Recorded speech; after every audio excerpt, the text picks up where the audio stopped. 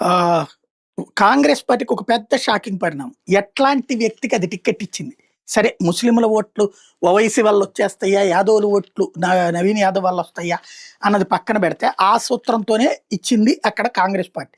కానీ తను ఎలాంటి అతనికి టికెట్ ఇచ్చింది. ఇప్పుడు ఆవిడ పేరేంటి గోపీనాథ్ గారి భార్య. ఆమె మీద ఎట్లాంటి ఏదో ఓ తప్పుడు అంటే వ్యక్తిగత జీవితానికి సంబంధించి ఏదో తప్పుడు ప్రచారం చేసుకొచ్చారు. అది కంట్రోల్ అయింది. అట్లాగే దీపక్ రెడ్డికి ఏ ప్రాబ్లమ్ లేదు. కానీ ఇక్కడ ఆహ్, ఈ ఎవరైతే నవీన్ యాదవ్ కుటుంబానికి సంబంధించి పెద్ద సంచలనం ఏంటంటే జూబ్లీహిల్స్ ఉప ఎన్నికల్లో పోలీసులు 170 మంది రౌడీ షీటర్లను బైండ్ ఓవర్ చేశారు. అందులో స్వయంగా కాంగ్రెస్ అభ్యర్థి నవీన్ యాదవ్ తండ్రి చిన శ్రీశైలం యాదవ్‌ను కూడా బైండ్ ఓవర్ చేశారు.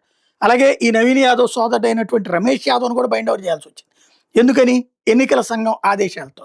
నేర చరిత్రల విషయంలో ఏం చేశామంటే సచ్చినట్టు పోలీసులు నిర్ణయం తీసుకోవాల్సొచ్చింది. అప్పటికి ప్రభుత్వం వైపు నుంచి అతన్ని కాపాడడానికి చాలా ప్రయత్నం జరిగింది. అతని జోలికి రాకుండా చూడాలన్నటువంటి కాన్సెప్ట్. కానీ వర్కౌట్ కాలేదు. ఎన్నికల సంఘం కదా! ఇప్పుడు ఎన్నికల సంఘానికి రిపోర్ట్ పంపించాలి కాబట్టి మేమేం చేయలేమని చెప్పారు.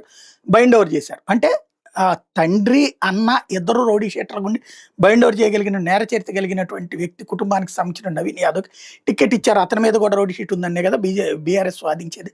ఓవరాల్‌గా ఇది ఇప్పుడు ప్రజలకు తెలిసింది. అయినా సరే ఎన్నికల్లో ఇది చూస్తారా? చూడాలి.